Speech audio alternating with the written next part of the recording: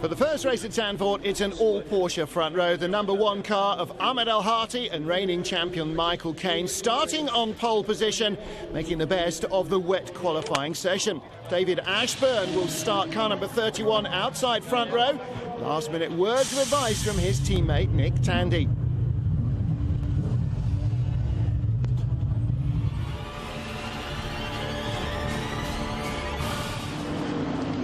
Round 8 of the Avon Tyres British GT Championship at Zandvoort. A rolling start for the one-hour sprint race. Porsche's first and second on the grid.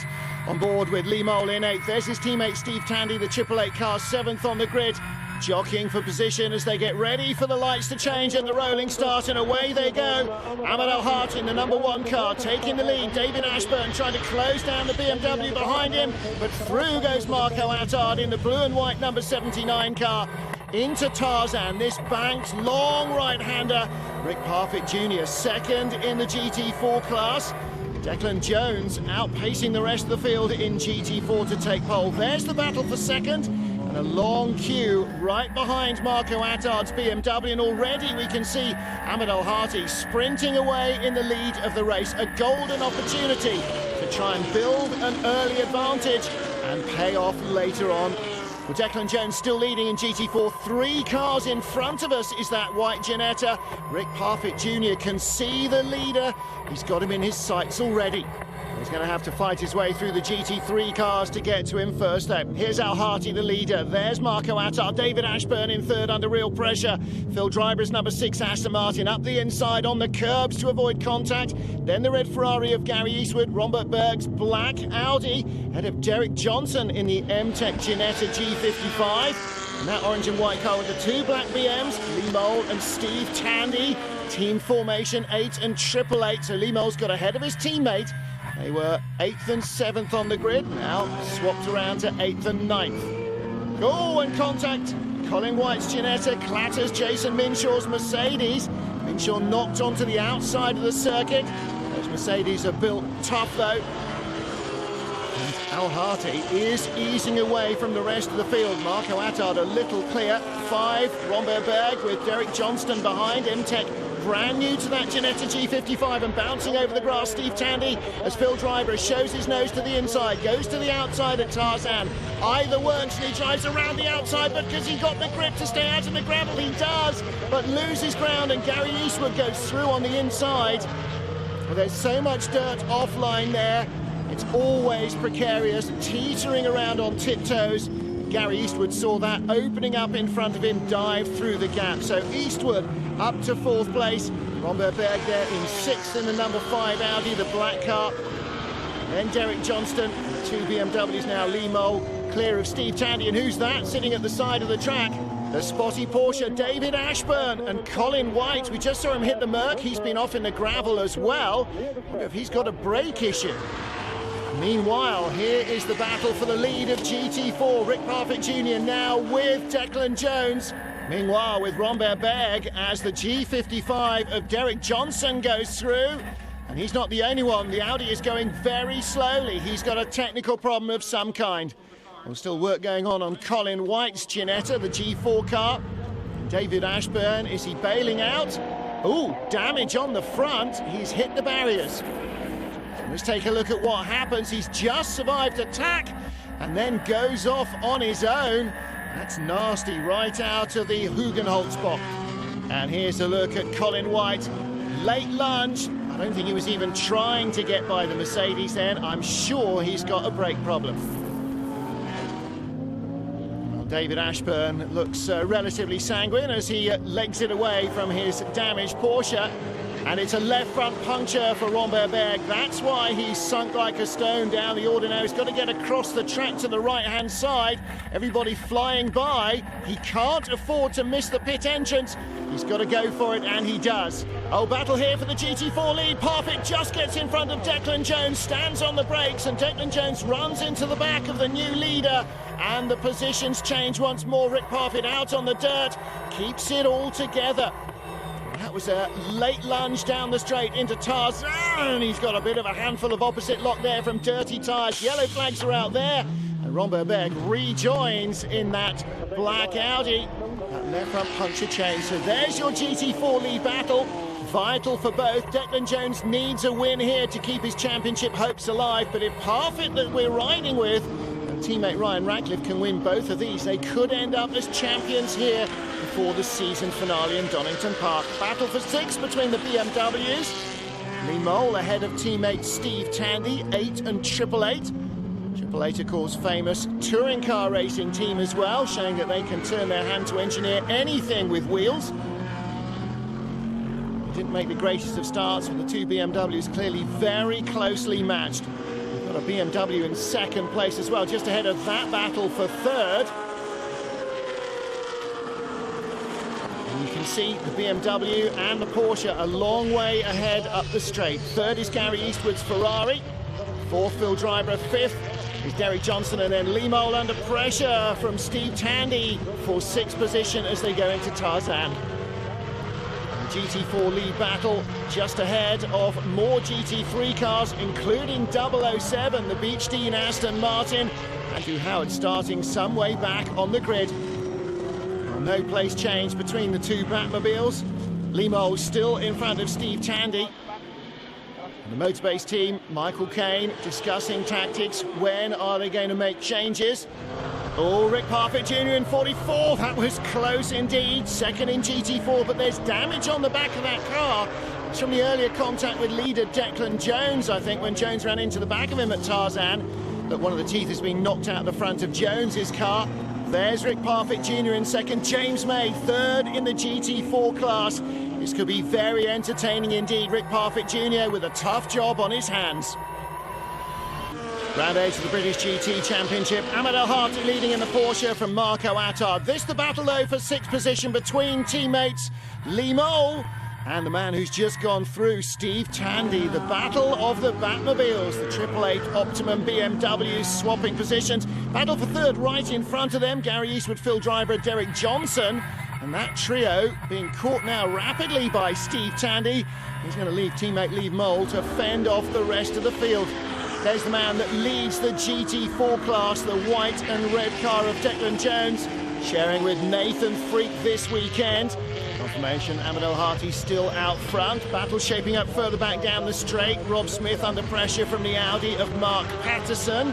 This is for 11th and 12th position. Mark Patterson's United Autosports car not quite got the pace of Romberg, number 5 car in qualifying. But Berg picking up that puncher early on, dropping him right out of contention. Another tough race weekend for that black Audi. Matt Bell will take over the number 25 car later. Oh my goodness, and that is a huge accident for Rick Parfit Jr. coming onto the straight. And he is clearly okay. I'm sure he'll be a little rattled by that. That was a massive shunt. Well, goodness me, it's a very fast approach in the final corner, named after IndyCar race Arie Luyendyk. Parfit compass mentis enough to get out of the wreckage and jump over the pit wall. Safety car out, no surprise at all. Debris field is extensive. That will take some while to clear up. Well, the very best news is that Rick Parfit Jr. is A-OK, but that car is destroyed in the first race of the weekend. Hopes of winning the championship here must surely have gone for Burton as the leaders come round and find the debris. That, boys, is why there are yellow flags being waved vigorously at you in the previous corner. So Ahmed El-Harty's lead disappears, but all thoughts at the moment about what happened to Rick Parfit Jr. Well, there's his teammate Ryan Ratcliffe facing us, looking absolutely gutted. Championship in the balance. And if the team can get that car rebuilt for race 2, they will have produced a major miracle, never mind a minor one. Let's take a look again and see what we can see. Well, here's Parfit in the final corner. It's fast, it's flat out, the car breaks away. And he was a passenger. There was no room to sort it out, shedding components as it's designed to. But that was a big impact. On board's not going to be much better, is it? Dear. Goodness me, that's not a ride you want to take twice. That is a massive shunt. Well, Rick Parfit is back in the paddock. Rick, first things, are you okay? That looked like a big impact. Yeah, that was that's the biggest shunt I've ever had, without a shadow of a doubt. I'm okay. Can you just tell us what happened? I mean, you just seemed to lose it into the barrier. I couldn't see. No, unfortunately, it was a result of something that happened earlier. I just took the lead in British over Declan. We were so much faster than them, and Declan pulled what I think is possibly the dirtiest move ever, and totally advantaged by contact me. He just couldn't. He didn't like the fact that I'd overtaken him. He broke our rear diffuser, and immediately there was something else that was broken, and so the car was feeling very, very loose. So it was just a blatant, unfortunately, a little bit of impetuous youth, I think, to be perfectly honest with you, a move. And it's been reported and we protested it. And as a result, unfortunately, the car was getting worse and worse, but I thought I could keep it going round. But as I came round there, the car understeered and then something broke and snapped. And as a result, the car's pretty much right off. And it's all down to Declan. I'm not very happy. And we're a long way from Ginetta in Yorkshire. So it's whether we can get the parts together to get the car together. Well, there's going to be a major juggling act coming up now. Pit window just about to open after 25 minutes of the race, but the safety car is coming in this lap as well, so we could see a very busy pit window. Or do you gamble on staying out another lap before you put your quicker driver in? This is going to be a tough call for some of the teams. Could well decide which way the race falls.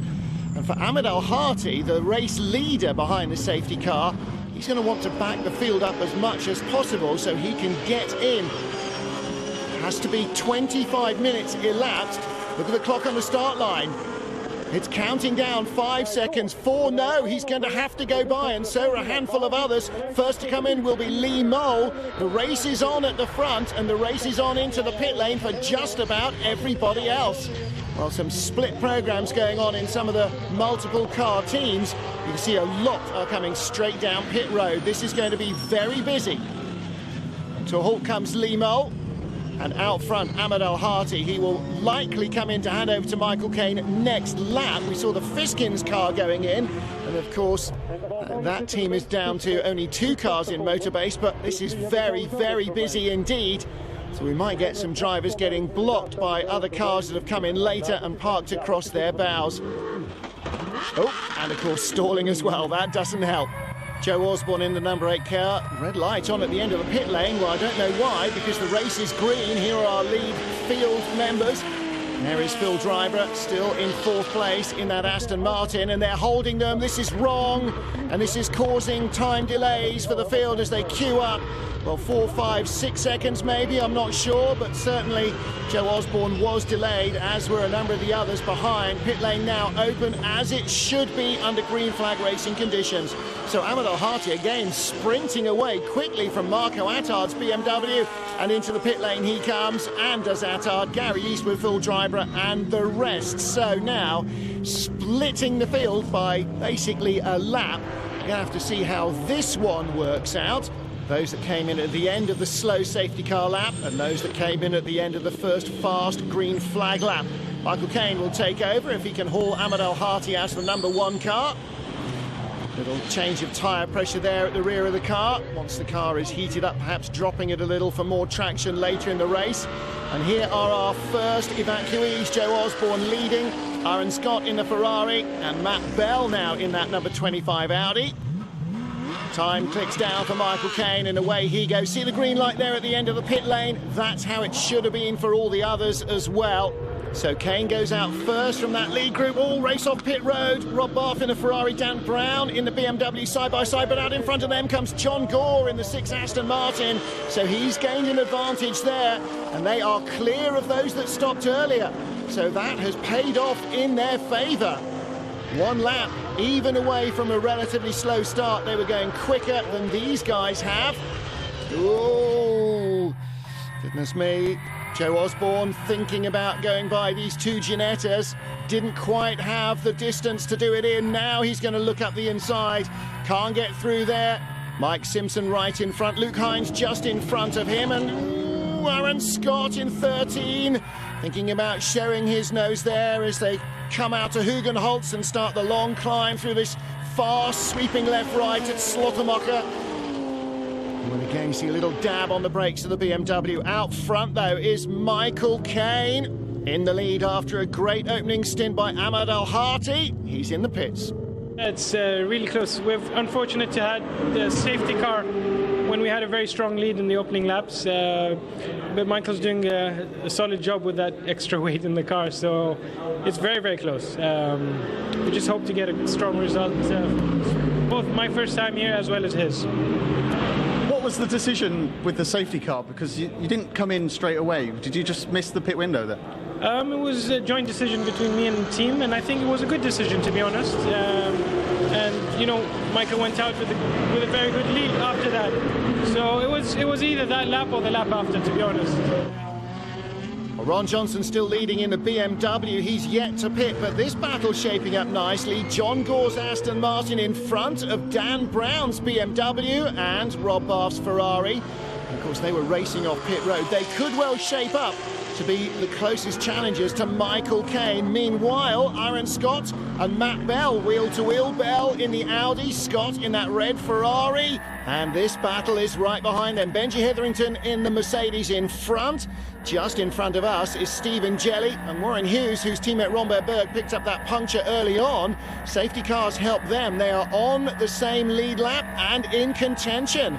So things changing left, right and centre. Looks like everybody pretty much has completed their pit stops, barring Ron Johnson in the BMW. Oh, and Aaron Scott drifts out very wide, but he does complete the move on that number 16 Ginetta. So he's got by Mike Simpson, who fights back. What's happening to the Ferrari? Suddenly going very slowly, because around the outside goes Matt Bell with no dramas. Oh, it's sat down at the back as well, the Ferrari. Looks like he has picked up a breakage of some kind, and is he grinding to a halt? He's looking for somewhere to pull off. Goes into the cut through the club corner on the short circuit. And down pit road comes the race leader, Ron Johnson, coming in to hand over to Piers Johnson. And that means that this will become the battle for second place. 6 is still John Gore clinging on as the BMW makes a move around the outside, and Rob Bath leaps the curbs to avoid contact with the 888 car there. He got very close indeed. Warren Hughes bouncing across the dirt on the exit in the Audi. And he's going to be in a battle in the top 10 in a moment or two. Ron and Piers Johnson swap seats as they come onto the straight. Michael Caine's going to take the lead in front. There he is. John Gore in the Aston giving a big tow to the BMW. Dan Brown right behind him in the slipstream. Gore has to move to defend. Brown now in third. Rob Bath in fourth. Ollie Bryant fifth in the Acuria Cos BMW. So that's a good result for them. And here is our GT4 race leader. Just about the last car to stop.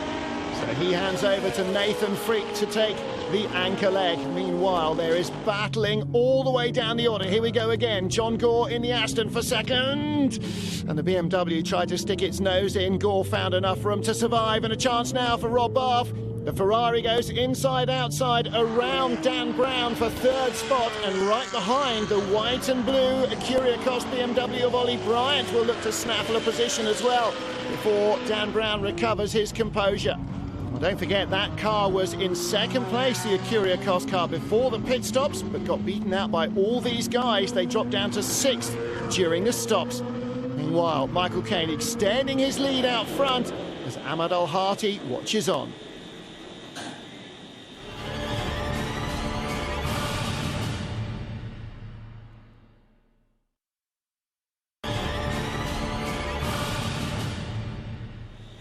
Round 8 of the Avon Tyres British GT Championship. Massive battle for second place, allowing leader Michael Caine to escape. Red Ferrari is Rob Bath, tucked up behind John Gore's Aston, but the man on the move, that's Dan Brown in the black BMW. Down the inside into Tarzan. You can defend that, but not too long. And Rob Bath is too wise to go running off the road there. Aaron Scott walking back in from his abandoned Ferrari. John Gore in second place in the Aston Martin, holding a strong position. Ollie Bryant in the blue and white car on the tail of that little group there.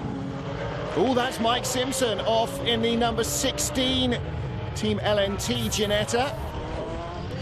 This is coming down into Tarzan. Just runs out of road on the exit. Understeer, understeer, understeer. Into the gravel he goes. Turned in a little too late and a little too hot. battle for second rages on. John Gore's number 6 Aston from Dan Brown, the 888 BMW, Rob Barth's Ferrari, and Ollie Bryant, the Acuria Cost BMW. And look at the way these guys are going at it, hammer and tongs, wheel to wheel, side by side. And this should be compromising their pace as Dan Brown tries to go the long way around the outside into the S's, contact with John Gore. But you could still see as Brown completes the move and Barth goes around the outside and almost comes to a dead halt, loses ground and opens up the door for Ollie Bryant. You can see that our race leader Michael Caine is not streaking away as he should be. So does that mean they may catch him before the end of the race? In British GT, nothing surprises anymore. Dan Brown now second from John Gore, and this battle, Ollie Bryant in the BMW, duffing up Rob Barth, and closing in behind is the Demon Tweaks Porsche. Well, there is your race leader Michael Caine. GT4 lead battle, Rory Bryant, Dan Eagling and Nathan Freak. That's the trio you're looking at there. Freak's car, the red and white one, was in the lead before the pit stops. Pit stops have jumbled up GT4 just as much as GT3. Closing in behind is the Nissan GT Academy winner from Holland. Well, he's now handed that over to veteran Sander van Es in that GT4 370Z. Well, Nathan Freak, third place at the moment, took over from leader Declan Jones. We heard earlier from Rick Parfitt Jr. putting the blame for the damage to his car that caused the crash, he believes, firmly on the shoulders of Declan Jones after they made contact in the battle for the lead down at Tarzan. Well, Declan Jones is in the pits. Let's hear his view of the incident. Was there contact between the two of you before Rick went off? There was a little bit of a contact into the first corner. Rick dragged me happily and I let him go. I was letting him go, but then under the braking, instead of staying on the right hand side of the track, where most people do, he pulled across the front of me and braked earlier than where I brake. He brakes before the 100-metre board. I brake past the 100-metre board. So where I brake usually, I'm not going to change my braking points, and it was his own fault for pulling across the front. I stayed on the left hand side of the track. I didn't move. He came across me. Two drivers, two different views of any incident, of course. Rory Bryant, the GT4 front runner, is slowing down though. Took over from David Barker. Our leader is dropping out, I think. That's bad news for them. Battle shaping up, the Ferrari, Rob Barth, Ollie Bryant in the BMW, trying to go around the outside at Tarzan. Barth defends on the inside. No dramas between the two very experienced drivers. On board with Warren Hughes, Stephen Jelly in front of him. This is the battle for 12th. They're in a queue behind Piers Johnson, our long-time leader, and Benji Hetherington in the number 14 Mercedes. Nice close squabble there. 10th, 11th, 12th, 13th all together. And as before the safety car, big bunches of cars squabbling over the same part of the track. Same here in the closing stages of the race. Stephen Jelly in the Fiskins Porsche, just keeping in front of Warren Hughes. Hughes and Romberberg really slipping a little bit out of championship contention as the season has progressed. But a good debut in the championship. Disappointment for Rory Bryant. He and David Barker might have had a GT4 win here. Well, now look at this. Piers Johnson in the BMW, right up behind Luke Hines in the Ginetta. So this is now 9th, 10th, 11th, 12th, 13th. Warren Hughes sees the Mercedes get very sideways as Stephen Jelly threw it past Benji Hetherington. Porsche made the move and the Audi as well. Wonder if Hetherington's Merc is running out of tyre. And that could well be a factor here for everybody. Hughes just urging the Porsche along a little bit, bumping him mid-corner. Meanwhile, looks like the BMW's got plenty of grip. Here's Johnson all over the back of Luke Hines in the orange, black and white Ginetta. This is the best performance of the year for the number 78 BMW, having a really strong race. And there's Lawrence Tomlinson, the boss of Ginetta. And he is overseeing things at Team LNT and also, of course, helping out M-Tech, running the Ginetta for the first time with Luke Hines in 9th place, leading this queue. On board again with Warren Hughes onto this long, fast straight. This is the classic layout here at Zandvoort. Long straight, heavy braking into slow corner. John Hugenholtz, the designer, produced a great racetrack, and Hines gets very squirrely, trying to defend too late from Piers Johnson, who goes through in the BMW. And now Hines now could fall victim to Stephen Jelly and Warren Hughes. Long while since Luke Hines has raced in British GT. Of course, raced successfully for Team LNT before they had Ginettas, and they ran the Paynos in the British GT Championship and at Le Mans. Ended up winning both British GT title and Le Mans. And into the pit lane comes Benji Hetherington. Right rear tyre going on. He was running out of grip. That, I'm afraid, is going to drop them a long way down the order. Number 5, Warren Hughes, right behind Stephen Jelly and Luke Hines.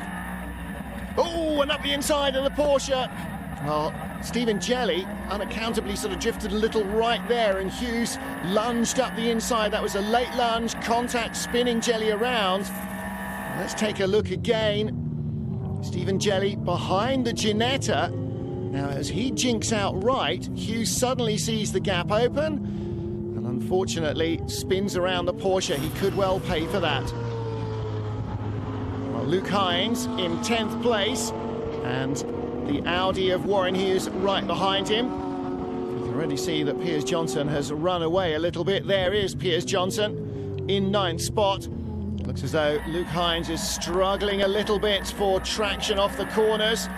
Hughes is as well, but he's got more than the Ginetta. Drives around the outside. You can see in his rearview mirror, ooh, little bump there, but he completes the pass. So Warren Hughes up a place to 10th. Whether the stewards take a dim view of the incident with Stephen Jelly or not remains to be seen. Race leader is Michael Caine. He's put a lap on the Nissan. Dan Brown in 2nd place in the black BMW. 3rd is Rob Bath from John Gore, who is still holding off Ollie Bryant. Don't forget that number 79, Acuria Cost BMW, 2nd before the pit changes. They lost a lot of ground in the pits to their immediate rivals, and when you come in at the end of a safety car queue, that always puts you under pressure because you're separated by very little time at all from your rivals. Ollie Bryant still looking for a way past the Aston Martin. That's proving very tricky to find, though. Rob Bath just in front in the Ferrari, coming up behind Sander Van Ness in that Dutch Nissan GT4 car.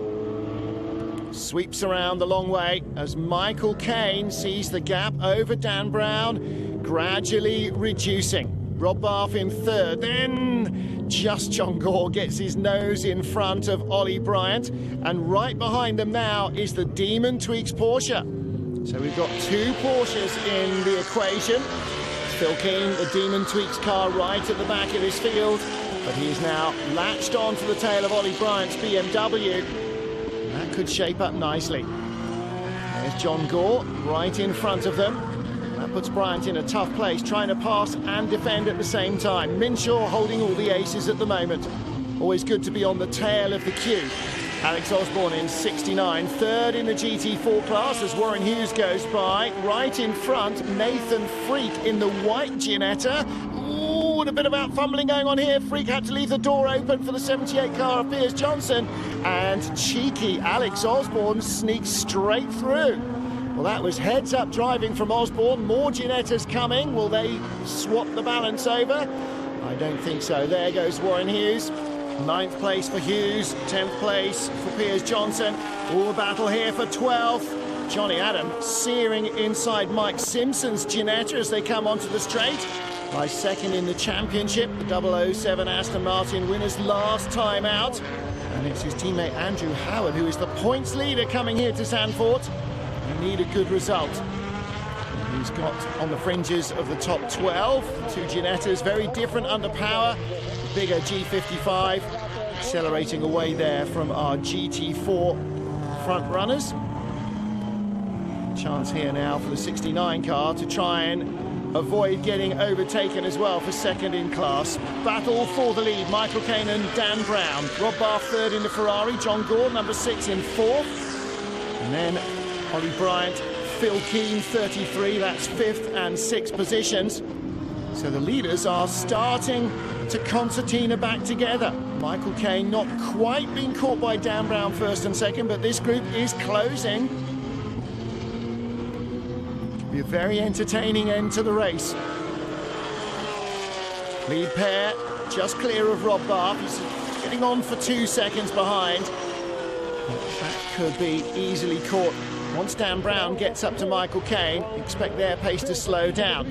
John Gore in the Aston Martin, the black, white and blue car, just holding off Ollie Bryant.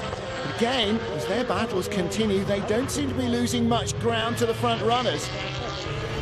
Round 8 of the British GT Championship at Zandvoort in the Netherlands. Closing stages and closing down. The leader is the BMW.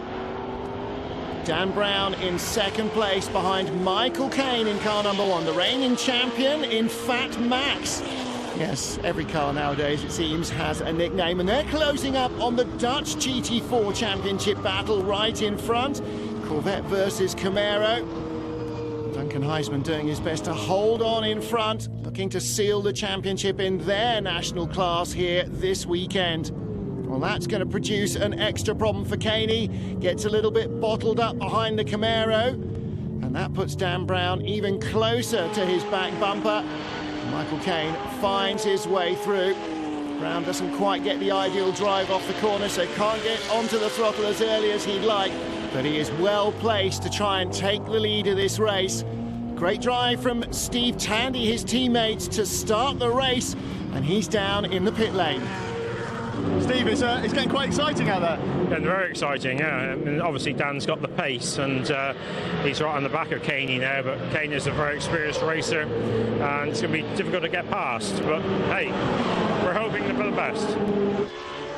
Battle for the lead now, hotting up in the middle of it. Dan Brown in the BMW might be in trouble soon, because look how close Rob Barth's Ferrari has got now. 4 more laps we ought to get in here. 4 too many for Michael Caine, perhaps 4 too few for Rob Barth. Great start to the race by Gary Eastwood in the number 18 Ferrari, and he and Barthie have not made it onto the podium so far this season, so this could easily be their best result. And Barth, I'm sure, determined to try and make his first podium appearance the top step rather than the third. But first he's got to get by Dan Brown, and then he's got to get by Michael Caine, the race leader. 1, 2, 3, as close as you like. Sweeping uphill through the S's at Slottermacher, through the big right-hander at Schivelak, dropping back down and climbing again. Built in the sand dunes on the North Sea coast, former home of the Dutch Grand Prix, and still a great driver's challenge. And Dan Brown, I think, responding to the challenge of having the Ferrari right behind him and getting on with it. And Michael Caine just keeps his nose in front. Brown had a little overlap there. Steve Tandy and the team watching, and perhaps not quite daring to breathe yet. Not perhaps daring to hope either. With 3 cars so close, anything could yet happen. Caine checks the mirrors as he gets onto the brakes, down into the S's. Last tight zigzag sequence before the 2 right-handers that bring them back onto the pit straight. And you can see John Gore closing in behind in his Aston Martin. Alex Osborne second in GT4 there. Dan Eagling comfortably in front in the class. Could have a brand new winner in the GT4 category. Are we going to have a new winner in the GT3 and outright category? Michael Caine leads again, checks the mirrors. Dan Brown sends it up the inside for the lead of the race. There's a little bit of contact. He outbrakes himself, and Caine goes straight back through, and a chance for Rob Barth. That's exactly what Barthie was looking for, and through he goes into second. And the Ferrari of these 3 has the speed. Behind, John Gore in the Aston Martin in 4th, leading the queue, is closer again, and he's got Ollie Bryant and Phil Keane with him. We could have all top 6 cars very close together by the end of the race. Michael Caine leads, traffic in front. Let's take a look at this again. Late send up the inside from Dan Brown. Nice and clean, he's got room, but not enough room to get the car stopped. Goes straight on in Tarzan. Into the pit lane comes Tom Sharp. Colin White had problems with that car earlier on. Looks like they're out of the race. Michael Caine is not yet, and as he comes to the line, less than a minute to go, on to the last lap. 1, 2, 3 together, 4, 5, 6 together. A grandstand finish coming up. Headlights flashing on the BMW. Can Rob Barth overtake longtime friend and rival Michael Caine for the lead and the win? Can John Gore hang on in 6th for 4th place ahead of Ollie Bryant and Phil Keane? All this and much more in a couple of miles will have been decided. Kane and Bath, of course, raced as teammates in British GT for TVR, run by Martin Short, who's also in the paddock this weekend in the Dutch Supercar Challenge. So, how is this going to end up? Well, the Ferrari is well placed, and if I was Rob Bath, I would be waiting until the final corner to make my move, try and drag race Michael Kane to the line. They're not going to catch the 69 Ginetta, I don't think, in a place where it's going to hamper Michael Kane. But Bath is looking up the inside anyway, there's contact, and they both come almost to a shuddering halt. The BMW is right back in it suddenly. Dan Brown might see an opportunity, contact again, and through goes Brown. Rob Bath from second down to third. John Gore is right with him. Michael Kane checks the mirrors again as they fly down towards the final couple of corners. Lots of drama from start to finish here. They're in the S's and Dan Brown jumps the curbs to keep his nose in front. Looks like Kane is going to win this unless he gets badly held up by the Ginetta, but he gets the move through on the inside into the penultimate corner. Ahmed El-Hati, can he watch? No, he can't. Michael Kane comes through. He's going to take victory here in race 1 at Zandvoort. Dan Brown in second. Third will be Rob Bath by inches unless John Gore gets the run at the line, which he does not. He's fourth ahead of Ollie Bryant, and in sixth place Phil Keane, as close as that, and it continues further back. Battle for 13th place. Mike Simpson in front of Stephen Jelly in the Tartan Terror, the Fiskins Porsche. And they are right behind Johnny Adam in the 007 Aston Martin. He's got by Luke Hines as well to move up into 11th place. Hines will be in 12th place, the first race for MTech with that Ginetta, just ahead of Mike Simpson and Stephen Jelly. But it's victory in Zandvoort for Michael Kane, the reigning champion, on the top step of the podium, and Dan Eagling will take victory in GT4 for the first time this season. A great result for Matt Smith and Dan Eagling, taking GT4 victory for the first time. 4 cars in the top 4 overall. Eastwood and Bath's Ferrari third behind the BMW, and our winners, Ahmed El-Hati and Michael Kane. Mike, congratulations. And that was a real hard fall win there. Yeah, it's a bit of a battle, wasn't it? I mean, Ahmed did a great job in qualifying, so he got a good start and we got a great lead, and that's what we'd hoped for. When the safety car came out, Fat Max was going to be in trouble. We're carrying 130 kilos, so Gil did well, really. I mean, Motorbase, what can you say about them? They just give you the best car for what we've got. We've got the maximum penalty you can ever put on a GT car. And that won't stop us. We're never going to be the quickest car in a straight line. So I knew they were going to throw it up the inside of me. And I saw him coming, and maybe he was a little bit too eager. And I just undercut him and got back past. And I knew Bath would have a go. I knew he couldn't resist trying to get past me, and we had a bit of contact. But it was all pretty fair. The car felt really good, and I closed the gap to Michael Kane, and coming into the first corner I was determined to get past him, and he just left an opening, so I had to go for it. He was really fair, he left me some room, but it just didn't work, and I outbraked myself slightly.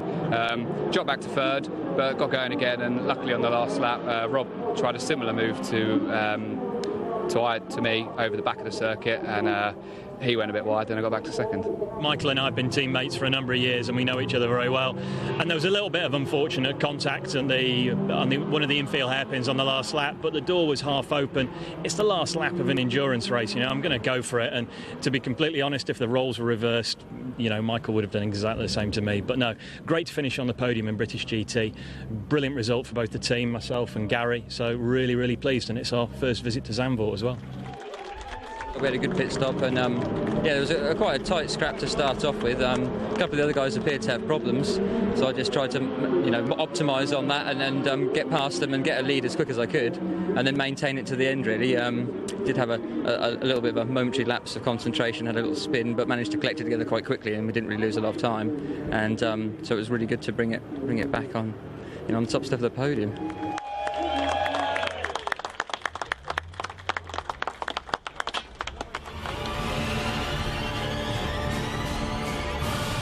Qualifying for race 2 was wet. Nick Tandy claimed pole position in the Porsche.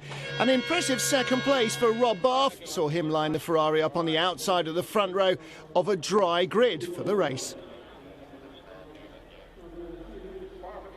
The inside starting Porsches made the best of the getaway. Nick Tandy's teammate Phil Keane streaming through into second on the run-up to Tarzan, the first corner.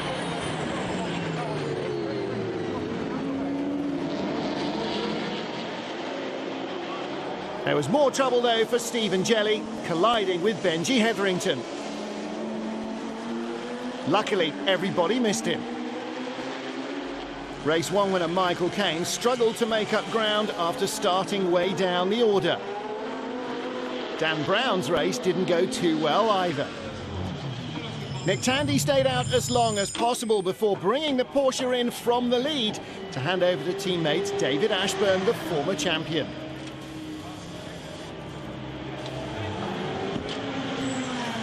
The drama continued. Romberg Berg and Warren Hughes' Audi went off into retirement. The pressures were high all round, so 1.9 all round. You know, I think John Minshaw spun the Porsche out of third place. GT4 was just as dramatic. Alex Osborne had a huge crash, wrecking his car and his race. That left the rival Ginetta of Declan Jones and Nathan Freak in control of the GT4 class, as David Ashburn raced away to victory in Zandvoort. This time everything worked perfectly for the Porsche duo, much to the delight of teammate Nick Tandy. Nick did all the hard work at the start, gives the car to you, you bring it home perfectly, isn't that how it's supposed to work? Yeah. And then on radio they told me we got an 18-second lead, I slowed down completely. So, and on last lap we ran out of fuel. That's cutting it fine, isn't it? Ooh. If we were actually driving fast, by pushing it, we probably will run out of the fuel completely.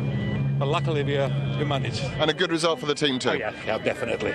David Barker and Rory Bryant were handed a first GT4 win after the leaders at the flag were disqualified post-race. Well, Zandvoort has thrown the GT4 championship wide open.